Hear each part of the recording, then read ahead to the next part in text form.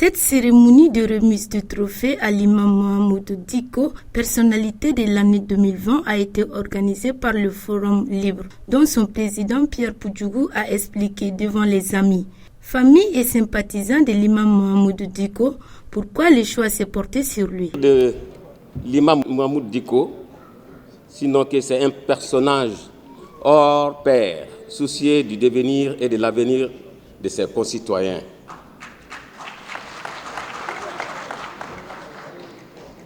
Il n'y a pas de superlatif pour qualifier cet imam. Il est courtois, éclairé, loyal, intègre, engagé et patriote.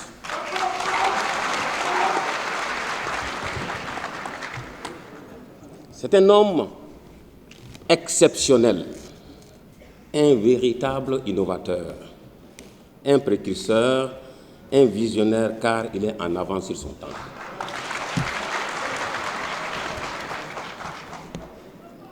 Jamais dans son existence, il n'a douté de ses capacités intellectuelles et religieuses. Bien sûr que ses détracteurs diront qu'il a forcé pour arriver à ses fins. Il n'a pas besoin de béquilles pour gravir.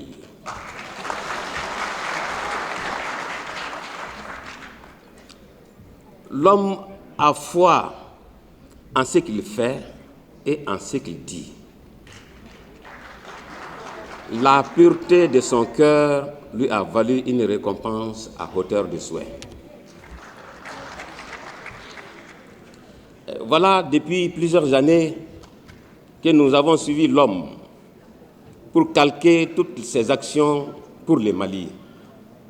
D'abord, il s'est fait élire secrétaire général du Haut Conseil islamique pendant 11 ans, avant de devenir le secrétaire de cette même institution 10 ans. Il a fait trembler à plusieurs reprises les politiciens véreux. Ce sont là quelques mérites de l'homme qui se positionne comme bréviaire pour la nouvelle génération. Un rassembleur à tout égard, un homme de cœur, un homme qui partage tout avec tout le monde sans haine ni démagogie.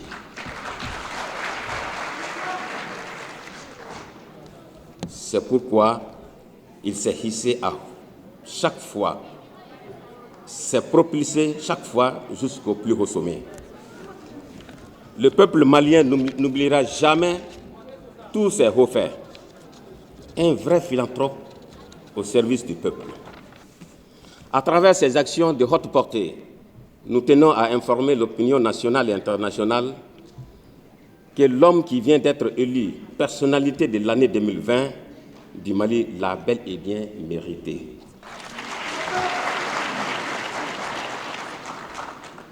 Ce rapport de tendresse qui n'est donné qu'à ceux qui ont un cœur pur et limpide. Ce rapport de tendresse qui ne se reflète qu'à la hauteur d'un comportement de conscience, de confiance, de croyance et de l'honnêteté requise dans l'essence même de l'homme. L'imam Mahamoudou Dicko est comme un livre. La plupart des gens ne voient que sa couverture. Au mieux, ils lisent son résumé ou bien ils se fient à le critiquer qu'en font les autres. Mais ce qui est certain, c'est que peu d'entre eux connaissent vraiment l'histoire de Mahamoudou Dicko.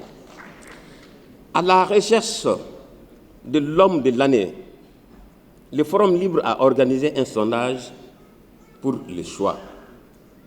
Sur 27 005 personnes interrogées, toutes les couches socio-professionnelles confondues, l'imam Dicko a recueilli 26 771 voix, soit un total de 88. L'imam Mahamoudou Dicko est alors retenu comme l'homme de l'année, la personnalité la plus vue au Mali, en Afrique et même dans le monde.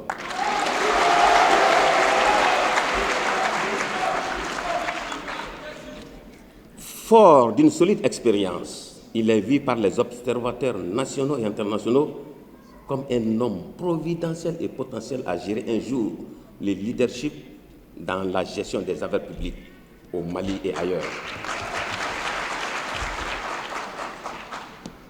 Un homme intègre et patriote doit réaliser toujours quelque chose dans son pays, a-t-il dit. Mamoud Dicko a cru et il l'a fait. Mamoud Dicko est un symbole national. Une icône représentant le triomphe de l'esprit humain. Il est devenu comme un symbole de patriotisme, de l'intégrité et du courage. C'est un grand homme, une légende vivante parmi d'innombrables autres noms. Il a marqué une vie normale, passée avec sa famille et ses amis, et de poursuivre une carrière de son choix, c'est-à-dire l'imam.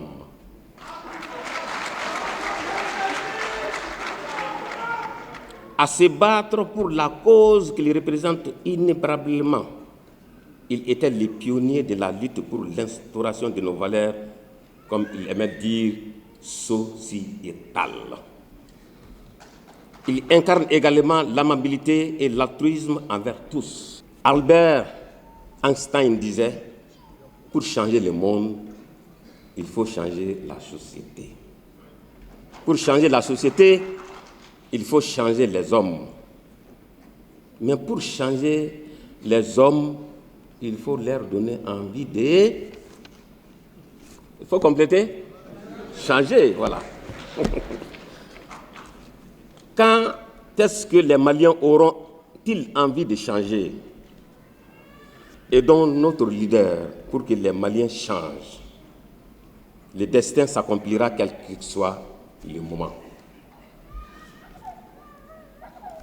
Merci grand imam, merci grand guide pour cette leçon de fidélité, de loyauté, d'intégrité, d'engagement, de patriotisme, de la bonne gouvernance, de courage, de paix et surtout de la démocratie directe.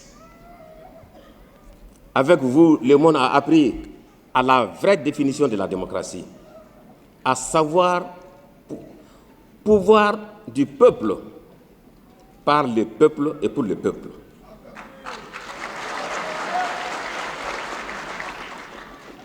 Vous êtes désormais nommé le grand leader du monde.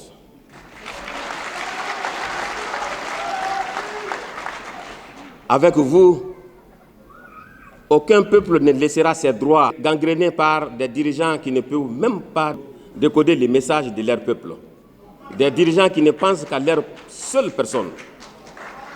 Désormais, la vie sur Terre a pris forme et que nous avons compris que la division a pour résultat ce que nous vivons tous aujourd'hui à travers le monde. Merci, grand imam, pour cette leçon patriotique. Alhamdulillah. Dieu merci. Vive le Mali. Vive la paix dans une démocratie directe, seule voie de sortie pour les Africains. Plusieurs personnalités sociopolitiques ont pris part à cette cérémonie et certains ont mis l'occasion à profit pour faire des témoignages après cette distinction. C'est une désignation méritée. C'est une désignation méritée en ce sens qu'il faut reconnaître que le cheikh, notre imam, le très éclairé imam Mamoud Dicko, au-delà des attributs, des titres qu'on lui donne de sage, d'éclairé, moi je crois même qu'aujourd'hui il est devenu ce qu'on peut appeler le recours du peuple malien. Tout simplement parce que l'homme a été constant. Il a été constant par sa vision. Il a été constant dans sa approche, dans sa façon de gérer les relations humaines, les relations sociales avec les hommes, avec les entités, avec les institutions et même avec les États. Et il a été également constant dans sa façon d'appréhender les problèmes qui minent notre société, dans toute sa diversité, et en apportant également en toute modestie des approches et des solutions. qu'il a toujours engagé avec beaucoup d'humilité et de modestie. Il a été constant également dans sa façon d'être l'homme de non-violence, qu'il faut croire en nous et se battre, parce qu'il le dit toujours, nous sommes un peuple debout, nous sommes un peuple jamais résigné, non soumis, et que nous pouvons arriver à nos fins sans détruire, sans casser, sans créer la désolation.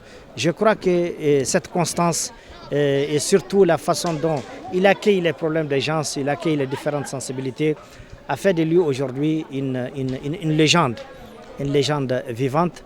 Et je pense honnêtement que ce prix aujourd'hui, ce trophée, est un trophée qui constitue un couronnement, constitue un succès.